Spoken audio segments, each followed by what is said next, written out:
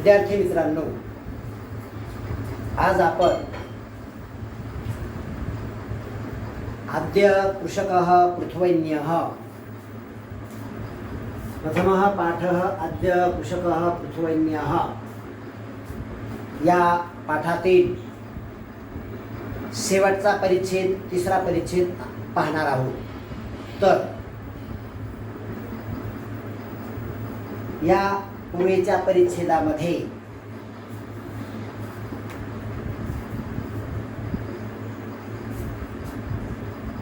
राजा जो आहे, पृथ्वी स्त्री रूपामध्ये पृथ्वी प्रगट होऊन पृथ्वीने राजाला सांगितले की हे राजा, तुझे वडील असणारे हे राजधर्माचा पालन करत नव्हते, म्हणून चोर आणि लुटारू यांच्या भीतीमुळे मी सर्व धनधान्य, पुष्प, फळे हे सर्व माझ्या उदरामध्ये ठेवलेले आहेत आणि तू तर प्रजेच्या हिताविषयी दक्ष अशा प्रकारचा राजा आहेस, म्हणून तू प्रयत्नपूर्वक हे कृषीचे कार्य कर. मी तुझ्यावर प्रसन्न आहे. शेतीविषयक जी अवजारे आहेत ती सर्व घेऊन तू शेतीचे कार्य कर, असे स्त्री रूप धारण केलेल्या पृथ्वीने पृथ्वीराजाला सांगितले. तेव्हा पृथ्वीराजाने परिच्छेद क्रमांक 3 मध्ये भूमातेने सांगितल्याप्रमाणे पृथ्वीराजाने केलेले आहे. काय केले आहे पहा.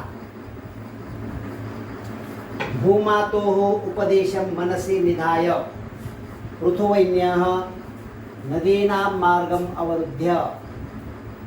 भूमातोः उपदेशं मनसि निधाय, भूमातेचा उपदेश मनामध्ये धारण करून पृथुवैन्यः नदीनां मार्गम अवरुद्ध्य, पृथुवैन्य राजाने नदीचा मार्ग अडवून कृषिकार्यार्थम जलस्य उपयोगम अकरोत्, शेतीच्या कामासाठी पाण्याचा उपयोग केला. जलस्य उपयोगम अकरोत्. तर अकरोत्. वृष्टिजलसञ्चयं कृत्वा जलव्यवस्थापनम् अकरोत्. वृष्टिजलसञ्चयं कृत्वा पावसाच्या पाण्याचा संचय करून पाण्याचे व्यवस्थापन केले, जलव्यवस्थापन केले. तसेच भूमीं उर्वरतमां कर्तुं प्रायतत, जमीन सुपीक करण्यासाठी त्याने प्रयत्न केला. तदनंतरं तस्मिन् क्षेत्रे जनाः धान्यबीजानि अवपन्, आणि त्या शेतामध्ये, सुपीक केलेल्या शेतामध्ये लोकांनी बी पेरले. सह नैकेभ्यः वृक्षेभ्यः विविध प्रकारकानां बीजानां संकलनं चयनं च परिश्रमेण अकरोत्. सह नैकेभ्यः वृक्षेभ्यः, त्याने पुष्कळ वृक्षांपासून विविध प्रकारकानां वेगवेगळ्या प्रकारची, बीजानां संकलनं चयनं वेगवेगळ्या प्रकारच्या बियांचे संकलन केले, ते निवडले आणि अतिशय परिश्रमाने संकलन केले व निवडले. त्याचबरोबर अनंतरं बीजानां संस्करणं कृत्वा वपनम् अकरोत्. त्यानंतर त्या बियांवर संस्कार केले आणि त्या बियांवर प्रक्रिया करून ते बी वपनम अकरोत् पेरले. बी जर पेरायचे असेल तर ते शुद्ध असले पाहिजे, त्याच्यावर प्रक्रिया केलेली असली पाहिजे. शुद्ध बीजा पोटी फळी रसाळ गोमटी, शुद्ध बीजाच्या पोटी रसाळ व गोमटी फळे येत असतात. किंवा मशागत केलेली जर जमीन असेल, सुपीक केलेली जर जमीन असेल आणि त्या जमिनीमध्ये जर कणगीतून काढलेले बी जर पेरले तर ते सांडले किंवा वाया गेले असे म्हणता येत नाही. असे ज्ञानेश्वर महाराज सुद्धा ज्ञानेश्वरीतील एका ओवीमध्ये सांगतात. ना तरी मुडा होणे बीज काढिले, मग ते निर्वाळले भूमी पेरिले, तरी ते सांडे विखोरी गेले म्हणोई काही. ते सांडले किंवा वाया गेले असे म्हणता येत नाही. कारण काय आहे? मशागत केलेल्या जमिनीमध्ये पेरलेली आहे. म्हणून मशागत केलेल्या जमिनीमध्ये पेरलेली, सुपीक केलेल्या जमिनीमध्ये जर बी पेरले तर ते वाया जात नाही. म्हणून राजाने त्याप्रमाणे केले. अगोदर त्या बियांवर संस्कार करून ते बी जमिनीमध्ये पेरले. पुढे काय परिणाम झाला? पर्जन्यानंतरम बीजेभ्यः अंकुराः उद्भूताः. आता बी अगोदर शुद्ध आहे आणि त्याचबरोबर ते मशागत केलेल्या जमिनीमध्ये पेरलेले आहे, तर त्याला अंकुर फुटणारच नाही. म्हणून पर्जन्यानंतरम, पाऊस पडल्यानंतर, बीजेभ्यः अंकुराः उद्भूताः, त्या बियांना अंकुर फुटले आणि धान्य लाभेन सर्वे प्रजाजनाः संतुष्टाः अभवन्. धान्याच्या लाभामुळे सर्व प्रजाजन सुखी झाले, संतुष्ट झाले, आनंदित झाले. एषः कल्याणकारी नृपः, हा कल्याणकारी राजा, सर्वांचे जनहितांचे कल्याण करणारा असा असणारा राजा. पृथिव्यां प्रशासने, या पृथ्वीवर वरील प्रशासनामध्ये अग्रणी व जनसेवाव्रती च अभवत, अग्रणी व जनसेवाव्रती ठरला.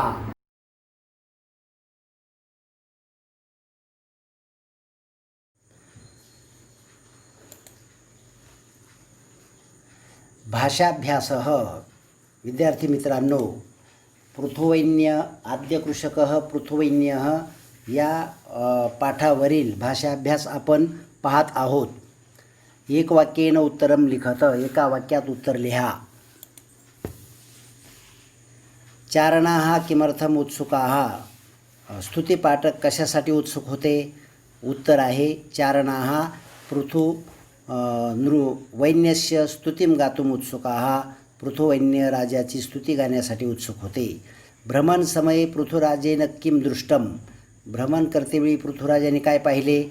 उत्तरम, याचे उत्तर आहे भ्रमण समये पृथुराजेन दृष्टम यत् प्रजाः अतीव कृशाः अशक्ताश्च.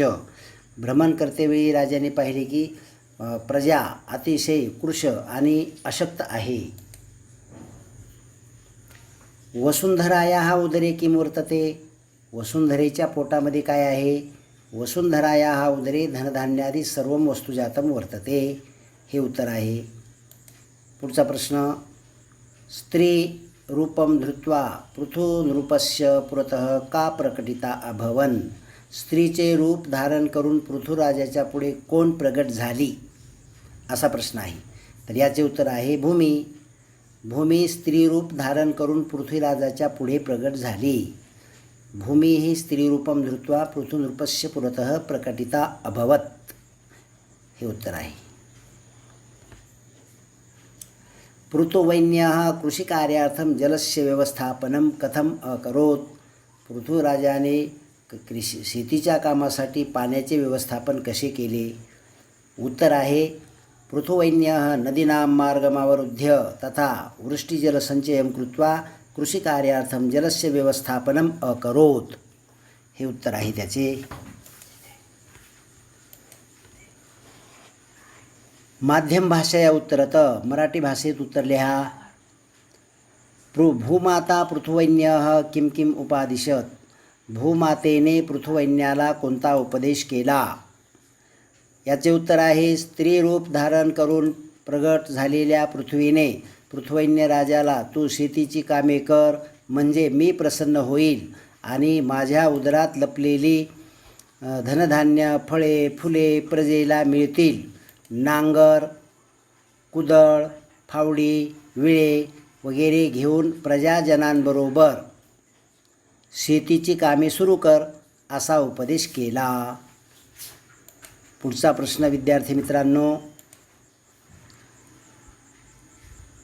धरित्र्याः उपदेशं मनसि निधाय पृथुवैन्यः किं किम अकरोत. धरित्री अर्थात पृथ्वीचा उपदेश मनामध्ये धारण करून पृथ्वीराजाने काय काय केले याचे उत्तरसुद्धा मराठीत लिहायचे आहे. धरणी मातेने स्त्रीरूप धारण करून केलेला उपदेश राजाने मनात बाळगला आणि त्यानुसार त्याने प्रजेच्या मदतीने शेतीशी संबंधित आवश्यक त्या सर्व गोष्टी केल्या. नद्यांचे मार्ग आडून, धरणे बांधून पावसाचे पाणी साठवण्याचे काम हाती घेतले. बियांवर प्रक्रिया केली. उत्तम बी निवडून पेरले. पाऊस पडल्यावर पुष्कळ धान्य उपलब्ध झाले. अशा प्रकारे धरणीमातेने उपदेश मनात धारण करून पृथ्वीराजाने ही कामे केली.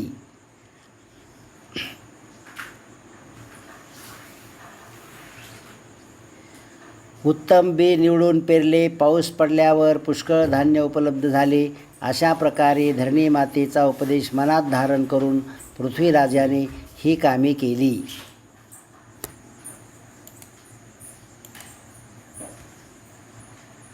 जालरेखा चित्रम पूरयत. तिसरा प्रश्न आहे विद्यार्थी मित्रांनो. तर यामध्ये कृषीची साधने सांगितलेली आहेत. याचे उत्तर आहे कृषीची साधने. हलाहा म्हणजे नांगर, खनित्राणी म्हणजे खणण्याची फावडी वगैरे साधने, लवित्राणी विळे कापण्यासाठी लोखंडाची विळे, आणि कुद्दालकानी म्हणजे कुदळी ही कृषीची साधने आहेत. विद्यार्थी मित्रांनो, चौथा प्रश्न आहे पाठ्यांशं पठित्वा प्रवाही जालम पूरयत. पृथुवैन्यः बीजानाम. पृथुवैन्याने बीजाचे काय केले ते क्रमाने लिहायचे आहे. बघा अकरोत. पृथुवैन्य राजाने काय काय केले ते क्रमाने लिहायचे आहे. तर पहा, पृथुवैन्यः बीजानाम संकलनम. अगोदर पृथ्वीराजाने बीजाचे संकलन केले. त्यानंतर चयनम म्हणजे निवडले. त्यानंतर संस्करणम त्याच्यावर संस्कार केले. आणि नंतर वपनम म्हणजे पेरले. अशा प्रकारे हा क्रम आहे. प्रश्न आहे याच्यामध्ये पृथुराजस्य प्रजा. पृथुराजाची प्रजा कशा प्रकारे होती, कशी होती याचे उत्तर आहे पृथुराजस्य प्रजा. पृथुराजाची प्रजा कृश होती. त्याचबरोबर पशुप्रमाणे जीवन जगत होती. अशक्त होती आणि निकृष्ट अन्न खात होती.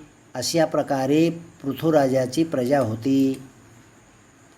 पुढचा प्रश्न आहे भूम्याः उदरे निहितानि.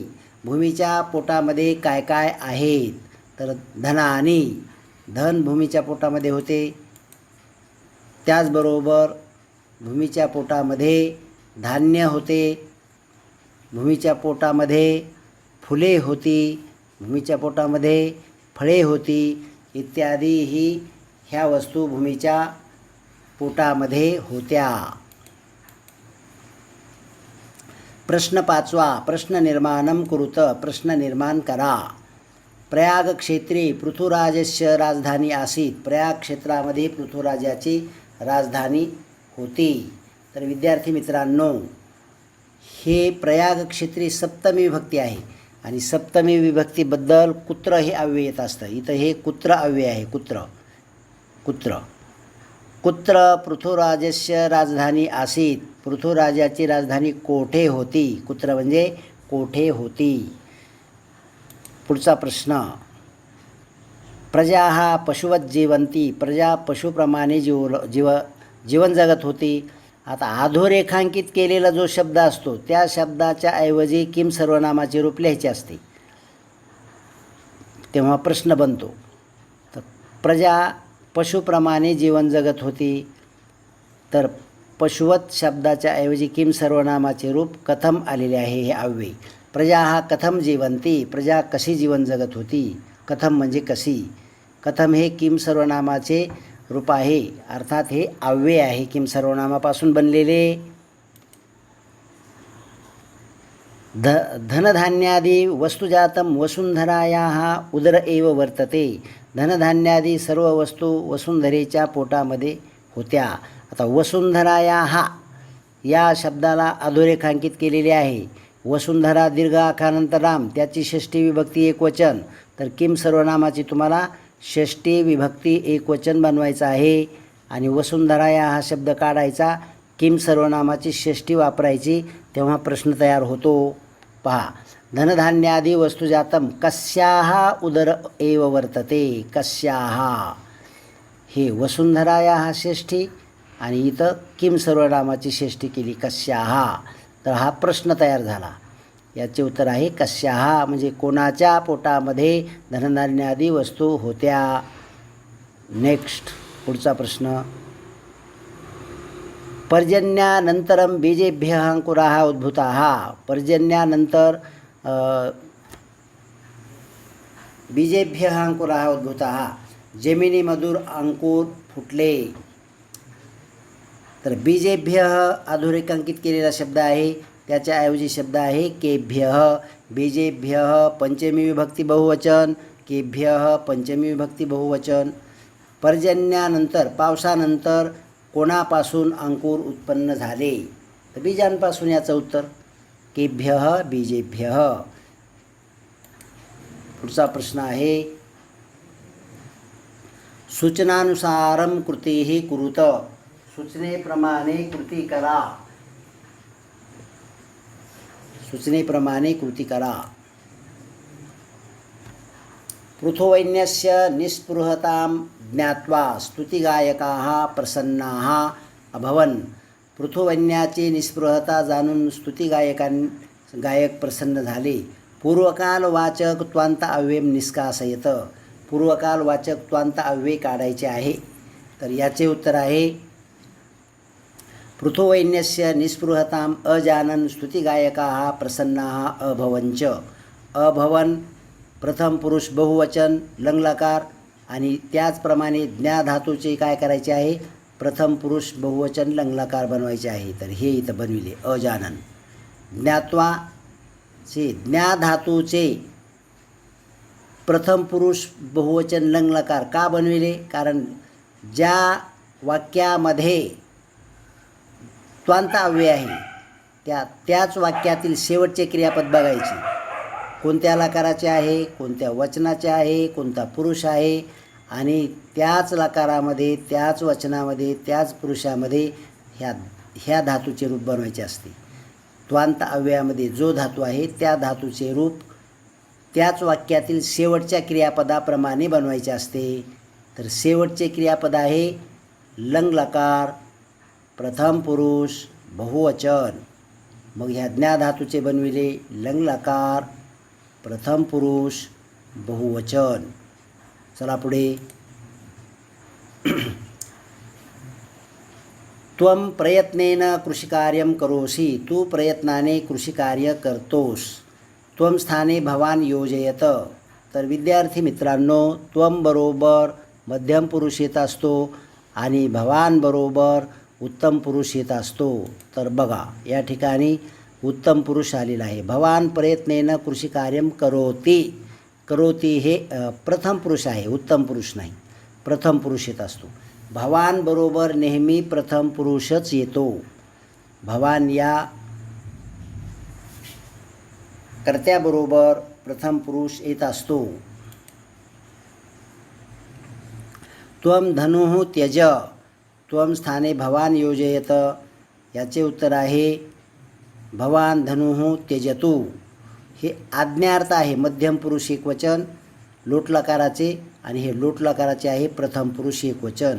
अर्थात भवान बरोबर प्रथम पुरुष येत असतो.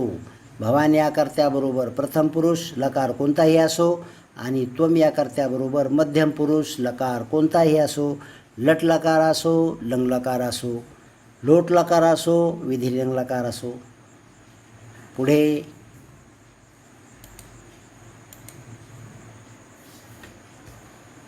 भूमातोः उपदेशं मनसि निधाय पृथुवैन्यः कृषिकार्यम् अकरोत्. भूमातेचा उपदेश मनामध्ये धारण करून पृथुवैन्याने कृषिकार्य केले.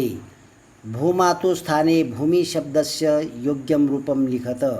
आता भूमातु शब्दाची षष्ठी विभक्ती एकवचन आहे, म्हणून भूमी शब्दाची षष्ठी विभक्ती एकवचन लिहायचं. भूमी शब्द चालतो मती शब्दाप्रमाणे.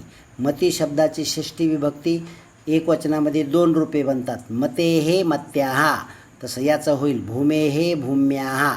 भूम्याहा लिहिलं तरी शुद्धच आहे, आणि भूमेहे जरी लिहिलं तरी शुद्धच आहे. काय आहे ते पाहूया आपण.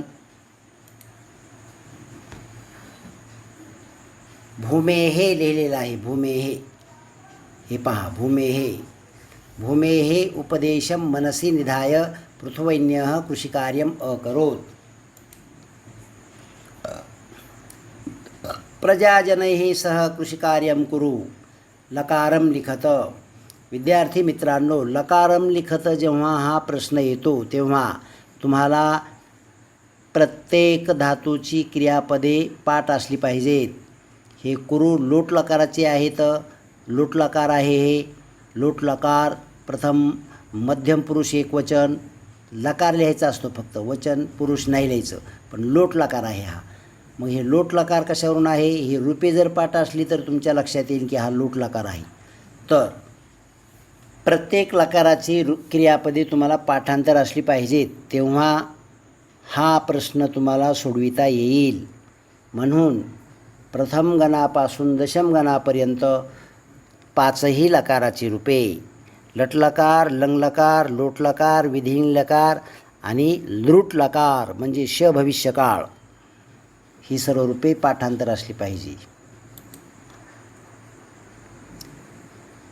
अहम प्रसन्ना भविष्यामी लृट स्थाने लिंग प्रयोगम कुरुत.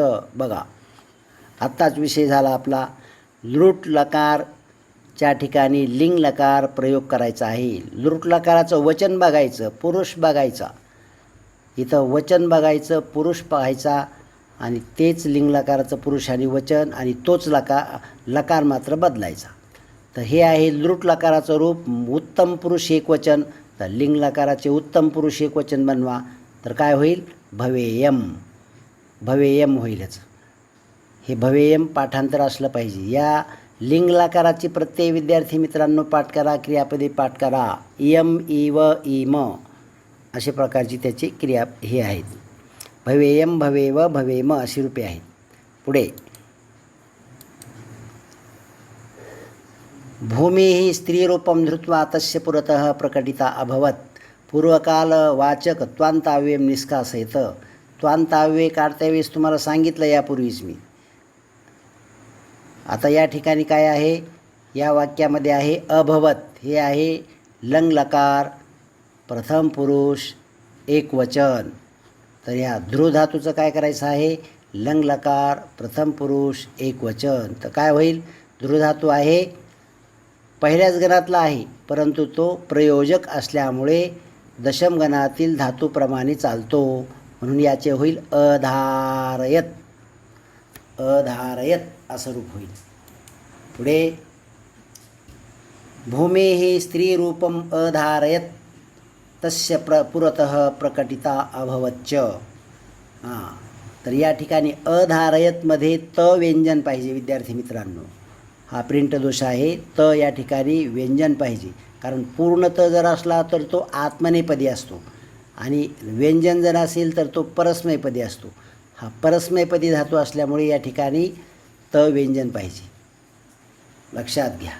अधारयत तस्य पुरतः प्रकटिता अभवच्च. मेलनम कुरुत. विशेषणाने विशेष्याच्या जोड्या जुळवा. इथं उलटे सुलटे दिलेले आहेत.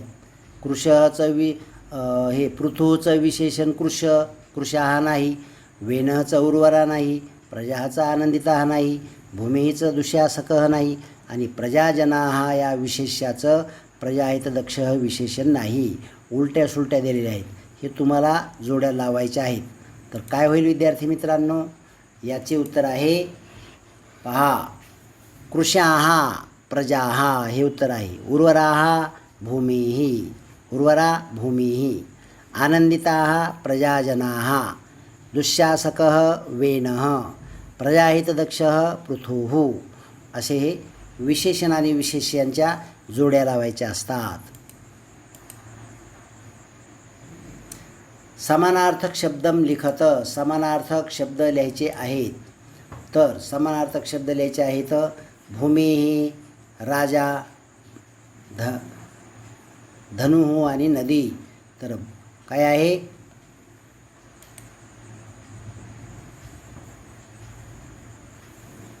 तर वृक्षः तरुः, वृक्षचा आहे तरुः, भूमीचा आहे पृथ्वी, राजाचा समानार्थी शब्द नृपः आणि धनुचा समानार्थी शब्द चापम. हे समानार्थक शब्द आहेत. नदीचा समानार्थी शब्द आहे तटीनी. अमरकोशातल्या जर ओळी पाठांतर केल्या तर असे शब्द लिहिता येतात. अमरकोशातला हा शब्द आहे. अमरकोशाची ओळ पंक्ती आहे. तरंगिनी, शैवलिनी, तटिनी, ह्रादिनी, धुनी अशी ओळ आहे विद्यार्थी मित्रांनो. तर ही तटिनी शब्द नदी शब्दाचा समानार्थी शब्द आहे. पुढे विरुद्धार्थक शब्दम लिखत, विरुद्धार्थी शब्द लिहा.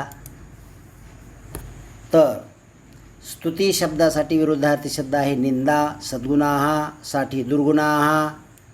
त्याचबरोबर प्रसन्नाहाचा विरुद्धार्थी शब्द आहे विषण्णाहा, खिन्नाहा, दुःखिताहा.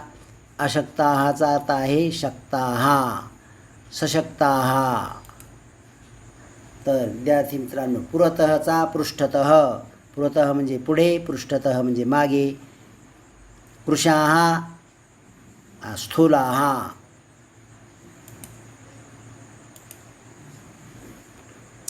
संधी विग्रहम कुरुत, विद्यार्थी मित्रांनो संधी विग्रह करा. उदर एवचा संधी विग्रह आहे उदरे एव. त्याचबरोबर पशुवत जीवंतीचा संधी विग्रह आहे पशुवत जीवंती. अशक्ताश्चचा अशक्ताः अधिक च. पुरोहितो वदतचा आहे पुरोहितः अधिक अवदत. आणि अमरकोशात शेवटचा प्रश्न आहे अमरकोशात शब्दम प्रयुज्य वाक्यम पुनर्लिखत. शब्दम प्रयुज्य वाक्यम पुनर्लिखत. तर पहिला शब्द आहे भूमी ही स्त्रीरूपम धृत्वा प्रकटिता. अधोरेखांकित शब्द आहे भूमी ही. अधोरेखांकित शब्द आहे भूमी ही स्त्रीरूपम धृत्वा प्रकटिता. तर भूमीचा समानार्थी शब्द आहे पृथ्वी. अमरकोशामधला पृथ्वी स्त्रीरूपम धृत्वा प्रकटिता. आणि अमरकोशातील शेवटचा प्रश्न आहे भूपालः पृथुवैन्यः नाम धरायाः प्रथम अभिषिक्तः सम्राट. तर भूपालः शब्दाचा शेवटचा शब्द आहे राजा. राजा पृथुवैन्यः नाम धरायाः प्रथमः अभिषिक्तः. तर विद्यार्थी मित्रांनो हा या पाठावरील स्वाध्याय पूर्ण झालेला आहे.